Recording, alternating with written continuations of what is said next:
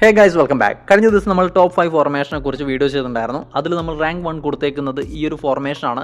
ആ ഒരു വീഡിയോ ചെയ്തതിന് ശേഷം ഒരുപാട് പേരാണ് ഈ ഒരു ഫോർമേഷൻ്റെ റിവ്യൂവും കാര്യങ്ങളൊക്കെ വേണം, അല്ലെങ്കിൽ സ്ക്വാഡ് ബിൽഡിംഗ് വേണം എന്നുള്ള റിക്വസ്റ്റും കാര്യങ്ങളൊക്കെ തന്നേക്കുന്നത്. സോ നമ്മളിന്ന് ചെറിയൊരു റിവ്യൂവും അതുപോലെ തന്നെ സ്ക്വാഡ് ബിൽഡിംഗ് ആണ് നോക്കാൻ പോകുന്നത്. ഞാനിപ്പോൾ കറൻറ്റ്ലി യൂസ് ചെയ്യുന്നത് ഈ ഒരു ഫോർമേഷനാണ്.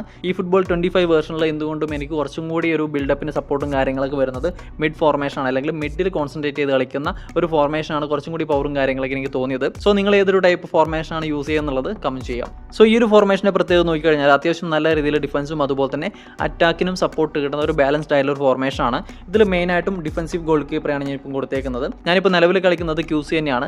ലോങ് ബോൾ കൗണ്ടറിന്റെ കേസിലാണെങ്കിലും ഈ ഒരു ഫോർമേഷൻ നല്ല രീതിയിൽ എഫക്റ്റും കാര്യങ്ങളൊക്കെ ഉണ്ടാക്കുന്നുണ്ട്. സോ നിങ്ങൾ ഏതൊരു പ്ലേയിങ് സ്റ്റൈൽ ആണെന്നുണ്ടെങ്കിലും ഞാനിപ്പോൾ റെക്കമെൻഡ് ചെയ്യുന്നത് നമ്മുടെ ഡിഫൻസീവ് ആയിട്ടുള്ള ഒരു ഗോൾ കീപ്പറാണ്. പിന്നീട് CBയിൽ ഞാൻ കൊടുത്തേക്കുന്നത് ഒരു ഡിസ്ട്രോയർ അതുപോലെ തന്നെ ഒരു ബിൽഡപ്പ് കോമ്പിനേഷൻ ആണ്. ഇതിപ്പോൾ നമ്മുടെ റൈറ്റ് കാർഡ് ഒരു ബിൽഡപ്പ് CB ആണ്, അതുപോലെ തന്നെ നമ്മുടെ കനവാരോ എന്ന് പറയുന്നത് ഒരു ഡിസ്ട്രോയർ CB ആണ്. സോ ഈ ഒരു കോമ്പിനേഷനാണ് നമ്മൾ മെയിനായിട്ട് CBയിൽ കൊടുത്തേക്കുന്നത്.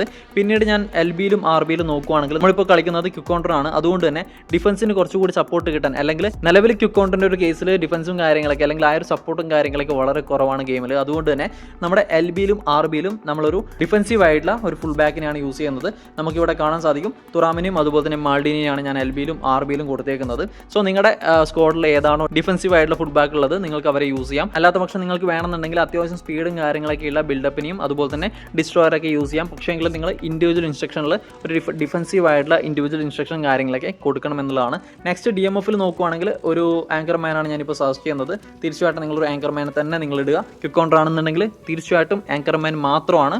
ലോങ് ബോൾ കൗണ്ടറിൻ്റെ കേസിലൊക്കെ ആണെന്നുണ്ടെങ്കിൽ നിങ്ങൾക്കൊരു ഡിസ്ട്രോയറൊക്കെ നിങ്ങൾക്ക് ട്രൈ ചെയ്ത് നോക്കാം. സോ നെക്സ്റ്റ് നോക്കുവാണെങ്കിൽ ഒരു AMFും ഒരു CMF ആണ്. നിങ്ങൾക്ക് വേണമെന്നുണ്ടെങ്കിൽ 2 AMFനെ കളിപ്പിക്കാം.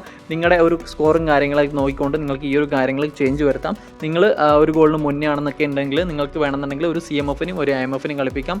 അതുപോലെ തന്നെ നിങ്ങൾ കൺസീഡ് ചെയ്ത് നോക്കുകയാണെങ്കിൽ ഒരു ഗോളിന് പിറകിലാണെന്നുണ്ടെങ്കിൽ നിങ്ങൾക്ക് 2 AMFനെ ഇട്ട് കുറച്ചുകൂടി അറ്റാക്കിന് സപ്പോർട്ട് കിട്ടുന്ന രീതിയിൽ നിങ്ങൾക്ക് കളിക്കാം. സോ ഞാനിവിടെ യൂസ് ചെയ്യുന്നത് ഒരു AMFും ഒരു CMF ആണ്. AMF എന്ന് പറയുന്നത് അറ്റാക്കിന് കുറച്ചുകൂടി സപ്പോർട്ട് തരുന്ന ഒരു ഹോട്ട് പ്ലെയറെ നിങ്ങൾ ഇടുക.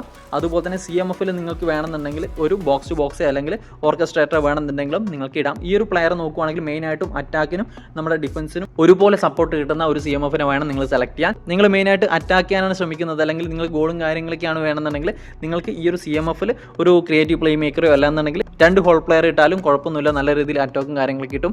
മറിച്ച് ഡിഫൻസീവ് ആയിട്ടുള്ള സപ്പോർട്ട് വേണമെന്നുണ്ടെങ്കിൽ തീർച്ചയായിട്ടും ഒരു ബോക്സ് ടു ബോക്സിനെയോ അല്ലെങ്കിൽ ഓർക്കസ്ട്രേറ്ററോ നിങ്ങൾക്ക് ഇടാം എന്നുള്ളതാണ്. സോ നെക്സ്റ്റ് നോക്കുകയാണെങ്കിൽ ഒരു SS ആണ്. ഞാനിപ്പോൾ മെസ്സിനെയാണ് യൂസ് ചെയ്യുന്നത്. മെസ്സിയുടെ കാർഡ് ആയതുകൊണ്ടും ഗെയിമിൽ ടോപ്പായിട്ട് കിടക്കുന്ന കാർഡ് ആയതുകൊണ്ടാണ് ഞാനിപ്പോൾ SSൽ ഇട്ടേക്കുന്നത്.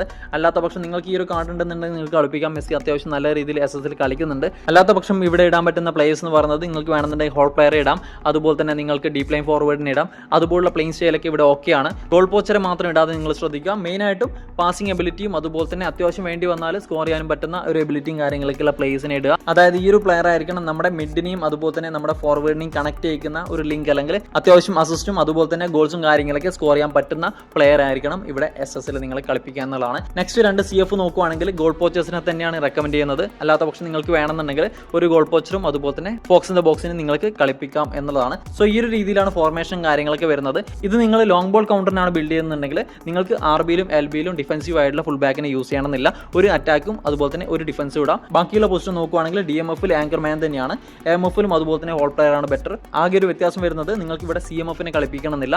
അത്യാവശ്യം നല്ല രീതിയിൽ ഡിഫൻസിന് സപ്പോർട്ടും കാര്യങ്ങളൊക്കെ തരുന്ന ടാറ്റിക്സ് ആയതുകൊണ്ട് തന്നെ നിങ്ങൾക്ക് ഈ ഒരു CMFൽ AMF തന്നെ ഇട്ട് കളിപ്പിക്കാം. അതൊരു ഹോൾ പ്ലെയർ ആവുന്നതായിരിക്കും എന്തുകൊണ്ട് ബെറ്റർ. 2 ഹോൾ പ്ലെയറും അതുപോലെ തന്നെ SSൽ ഞാൻ പറഞ്ഞ പോലെ നല്ല പാസിങ്ങും അതുപോലെ തന്നെ ഷൂട്ടിംഗ് എബിലിറ്റിയും കാര്യങ്ങളൊക്കെയുള്ള പ്ലേയേഴ്സിനെ നിങ്ങൾക്ക് ഇടാം. ഈ ഒരു വ്യത്യാസം മാത്രമേ നമ്മുടെ QCക്കും അതുപോലെ തന്നെ ലോങ് ബോൾ കൗണ്ടറിനും ഈ ഒരു ഫോർമേഷനിൽ വരുന്നുള്ളൂ എന്നുള്ളതാണ്. നെക്സ്റ്റ് ഇൻഡിവിജ്വൽ ഇൻസ്ട്രക്ഷൻ നോക്കിക്കഴിഞ്ഞാൽ ഞാനിവിടെ കൊടുത്തേക്കുന്നത് നമ്മുടെ കന്നവാരോ കുറച്ചുകൂടി മുന്നോട്ട് കയറി പോകുന്നതായിട്ട് എനിക്ക് ഫീൽ ചെയ്യുന്നുണ്ട്. അതുപോലെ തന്നെ പെട്ടെന്ന് ഒരു ബാക്കിലോട്ടേക്ക് ഇറങ്ങുന്ന ടൈമിൽ പുള്ളിക്ക് അധികം എത്താത്ത രീതിയിലൊരു ഫീലും കാര്യങ്ങളൊക്കെ എനിക്ക് വന്നിട്ടുണ്ട്. അതുകൊണ്ട് തന്നെ കന്നവാരോക്ക് ഈ ഒരു ഡിഫൻസീവ് ആയിട്ടുള്ള ഇൻസ്ട്രക്ഷൻ ഞാൻ കൊടുത്തിട്ടുണ്ട്. നിങ്ങളുടെ ഡിസ്ട്രോയർ ഗെയിമിൽ എങ്ങനെ കളിക്കുന്നു, അല്ലെങ്കിൽ നിങ്ങൾക്ക് ഡിഫൻസീവിൽ ആ ഒരു പ്ലെയർക്ക് എത്തുന്നുണ്ടോ എന്നുള്ള കാര്യങ്ങളൊക്കെ നോക്കിയിട്ട് നിങ്ങൾക്ക് വേണമെന്നുണ്ടെങ്കിൽ ഈ ഒരു ഡിഫൻസീവ് ആയിട്ടുള്ള ഇൻസ്ട്രക്ഷൻ കൊടുക്കാം. അല്ലാത്ത പക്ഷം നിങ്ങൾ നിങ്ങളുടെ DMFന് ഇൻസ്ട്രക്ഷൻ കൊടുത്താലും കുഴപ്പമില്ല, നല്ല രീതിയിൽ ഡിഫൻസീവ് ആയിട്ടുള്ള സപ്പോർട്ടും കാര്യങ്ങളൊക്കെ കിട്ടും. പിന്നീട് നോക്കുവാണെങ്കിൽ നമ്മുടെ SSന് കൗണ്ടർ ടാർഗറ്റ് കൊടുത്തിട്ടുണ്ട്. അതുപോലെ തന്നെ നിങ്ങളുടെ ഒരു CFന് ഗോൾ പോച്ചർ ആയിട്ടുള്ള ഒരു CFന് നിങ്ങൾ ആങ്കറിങ്ങും കൊടുത്തു കഴിഞ്ഞാൽ ഈ ഒരു പ്ലെയർ നമ്മുടെ വിങ്ങിൽ പ്ലേയേഴ്സ് ഒന്നും ഇല്ലാത്ത ഇല്ലാത്തതുകൊണ്ട് തന്നെ വിങ്ങിലോട്ടേക്ക് പോകുന്ന അല്ലെങ്കിൽ വിങ്ങിൽ റൺ എടുക്കുന്ന ആ ഒരു മൂവ്മെൻറ്റും കാര്യങ്ങളൊക്കെ ഗെയിമിൽ ഒഴിവാക്കാൻ സാധിക്കും എന്നുള്ളതാണ്.